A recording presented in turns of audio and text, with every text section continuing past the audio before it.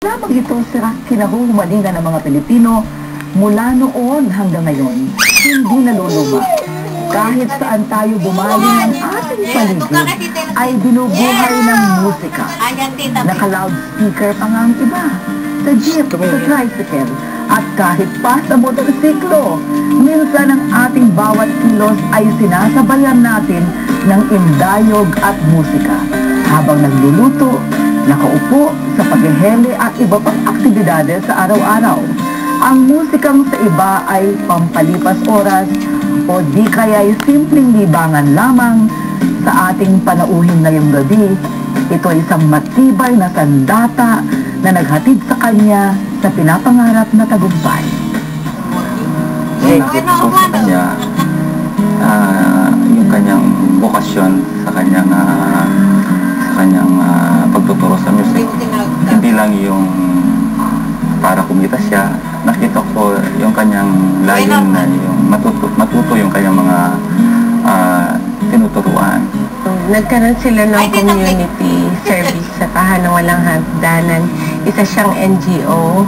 Nung nagkaroon sila ng community service doon, kumanta sila with the mga klase niya.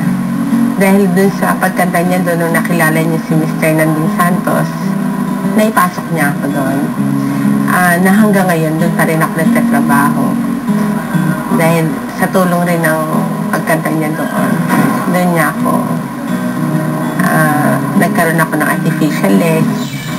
Mga giliw kong taga-subaybay ng programang Wagi, at bibigyang pugay sa pamamagitan ng saliw ng musika, si Norily Cruz Baluyot. Wow, kumusta? Congratulations. Ikaw ang dapat i-congratulate sapagkat ikaw ang Wagi. Norily, I am so glad nakarating ka ngayon dito. Narinig kitang umawit at talagang pambihira ang ganda ng iyong tinig. Sabi nga ng mga nakarinig sa'yo, ano ba itong ating bisita? Saan ba ito nanggaling? Ang sabi naman ng mayor na narinig kong nagyabang, sabi niya, aba, galing yan sa UP Conservatory of Music. Sabi niya, welcome sa Wagi, Norily. Ikaw ay pinanganak dito sa Pampanga. Opo, sa San Simon po ako. Kapampangan ka talaga. Opo. Pareho yung parents mo. Parehas po.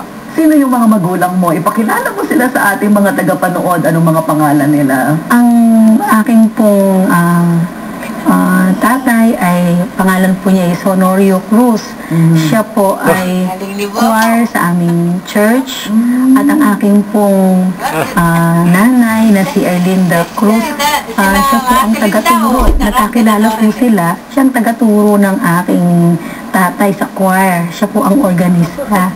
Ay, see. Opo. So talagang galing ka sa lahi ng mga musikero, musicians, artists talaga ang mga magulang mo. So, kailan nagsimula yung mga magulang mo na mahilig sa music? Actually po, ang aking lolo, yung tatay po ng aking nanay ay kasama po siya sa mga sinaunang musikero. At meron po silang nilikhang kanta, yung pamagat po niya Bulaklak ng Sampaguita.